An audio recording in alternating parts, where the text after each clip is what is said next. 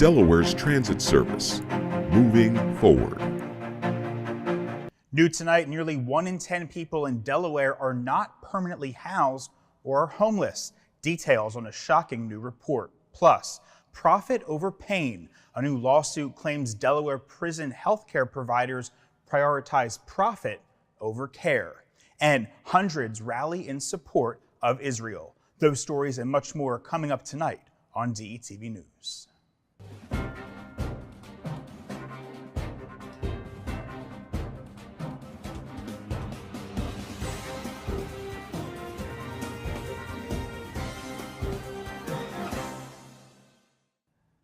Good evening and welcome to DETV News. I'm Matt Ford. Thanks so much for joining us tonight. We begin in Bear, Delaware, where a man has been arrested and charged with the kidnapping of an 11-year-old from Wayne, New Jersey after they met online through online gaming. The child was located in Bear after being reported missing.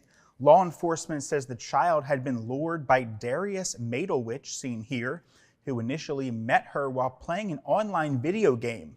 Madelwich, without the knowledge or consent of the child's parents, took her from Wayne back to Bear. This happened on September 10th.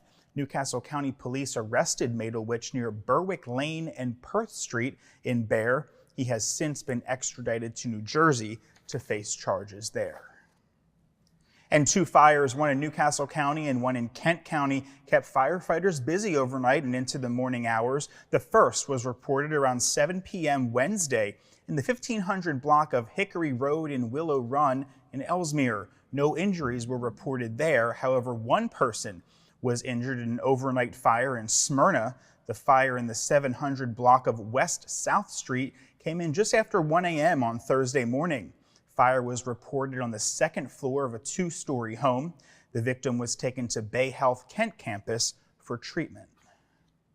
And a boater found in Indian River near Dagsboro has been identified as 47-year-old Matthew Laudermilch of Annville, Pennsylvania. An unmanned boat with the engine running was found in the area of Blackwater Creek last Saturday. Laudermilch's body was located in the Indian River Sunday morning. His body was turned over to the Forensic Science Division, where an autopsy will be performed to determine the cause and manner of his death. According to state police, there does not appear to be any suspicious circumstances.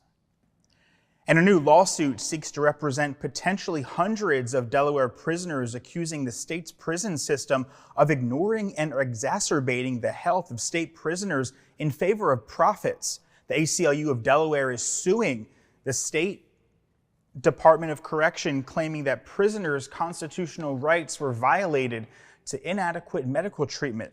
The lawsuit implicates private healthcare agencies contracted by the Department of Correction, citing issues such as understaffed correctional health systems, delayed or denied medical care, lack of supervision, and refusal to provide necessary medical services and medications. The ACLU gathered personal testimony, including a case where prescribed medications were apparently withheld as punishment for 47 days. Another case is of a prisoner whose bleeding rectum went without specialist care for nearly a year before the cause was revealed to be terminal cancer. The organization emphasizes the constitutional obligation to address health care needs in order to uphold human dignity and advocates for access to quality health care in prisons as essential for well-being, rehabilitation, and successful reentry of incarcerated individuals. The 2023 Housing Needs Assessment report's preliminary results have been released, and it shows there's quite a bit of work that needs to be done. Key findings include 25,000 Delawareans paying over 50% of their income in rent, and a decrease in overall home ownership to 63% since the year 2010. The report also highlights increasing homelessness, with 8% of people in Delaware being precariously housed or homeless. To combat this crisis, the report suggests the state will need to add over 24,000 new units to keep up with household growth through the year 2030. The Delaware State Housing Authority says the complete housing needs assessment results will be released this November. The full report will highlight more specific needs in each county. Delaware State Housing Authority's Director Eugene Young says out-of-state buyers are driving up home prices for single-family detached units across the state of Delaware. And the Housing Authority, along with the Housing Alliance, have shared that they are working with state leaders to adopt improved land use regulations. This way, developers will find it easier to construct housing in areas where it's needed the most. And a crowd of more than 300 people gathered at the Jewish Community Center in North Wilmington for a We Stand with Israel rally Wednesday evening. Speakers included Senator Tom Carper, Governor John Carney, and State Senator Sarah McBride.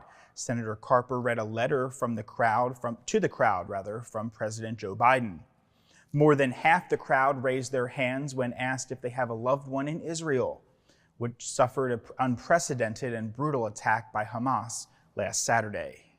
Police presence was increased for the event as concerns have grown around the country for anti-Semitic crime.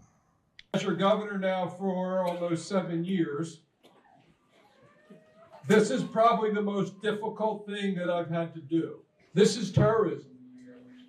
This is terrorism.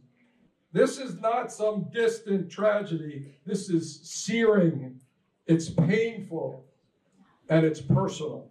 In other news, Delaware will receive nearly $400,000 from a multi-state settlement with donor data management company Blackballed over a 2020 data breach. Blackballed provides nonprofits with detailed information about past and present donors.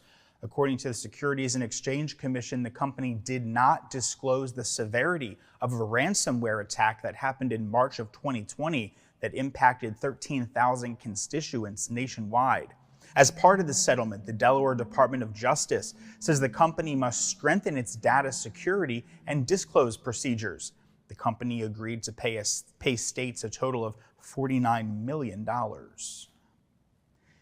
And in other news, students in the Smyrna School District with lunch debts of $20 or more are being barred from certain school events, such as purchasing homecoming tickets. Here's what's happening. Parents have expressed concern with one launching a successful fundraiser exceeding $3,200 in a week.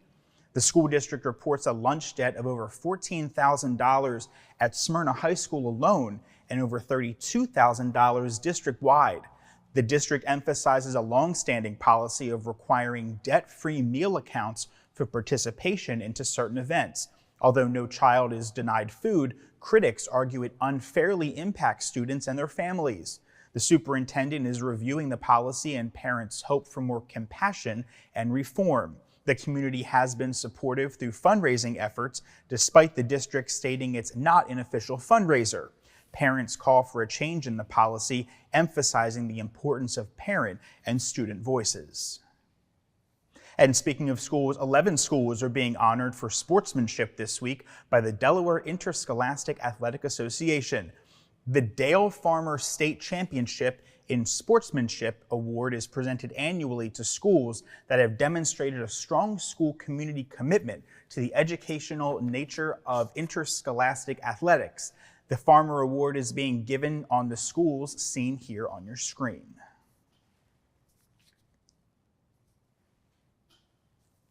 For consideration, schools must provide a portfolio to DIAA. The process is demanding and involves the total school community. Schools do presentations on sportsmanship or adopt a charitable cause for the whole season, the whole school year, or even by team. Athletes have held reading programs with elementary schools, athletic school clinics for school-age children, and volunteered for many groups.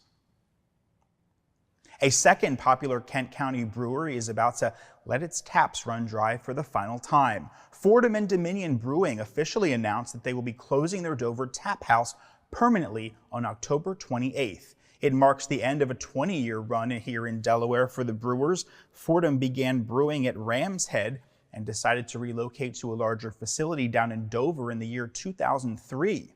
The group brewed several beers, including Gypsy Lager, Copperhead Ale, and Zombie Brown Ale, along with their own craft sodas. It will not be the end, though, for Fordham and Dominion brands. Copperhead Ale, Ram's Head Ale, and Dominion Root Beer will be produced by the makers of Heavy Seas Beer down in Baltimore and served at Ram's Head as well. Just last month, we told you that Blue Earl Brewing Company announced they would hold their final last call, ending 8 years of serving the Smyrna community, meaning Delaware will soon be down 2 of its most popular craft breweries. All right, folks, let's rip a Band-Aid off this one. Someone is $1 billion richer, and unfortunately, it's not any of us. One ticket had all the numbers last night, and it was sold in Fraser Park, California. The grand prize had an estimated lump sum payout of $756.6 million. Florida had at least one ticket that matched 5 and got the power play number, adding up to a $2 million win. There were match 5 winners who won $1 million in California, Indiana, Oregon, and Virginia.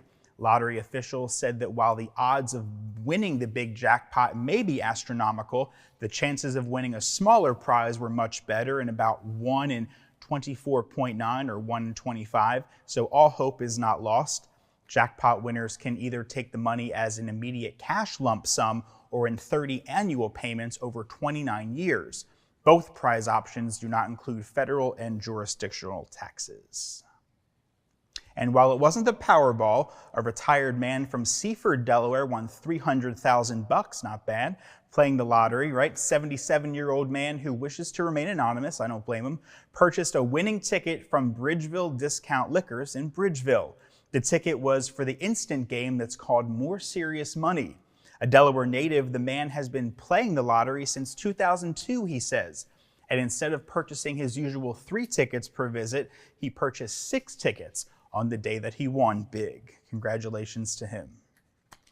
Well, that's going to do it for tonight's edition of DETV News. Be sure to like and follow us across your favorite social media platform. And for a look at what's happening around the state of Delaware, check out our website. That's detvch.com. With tonight's news, I'm Matt Ford. We'll see you again next week.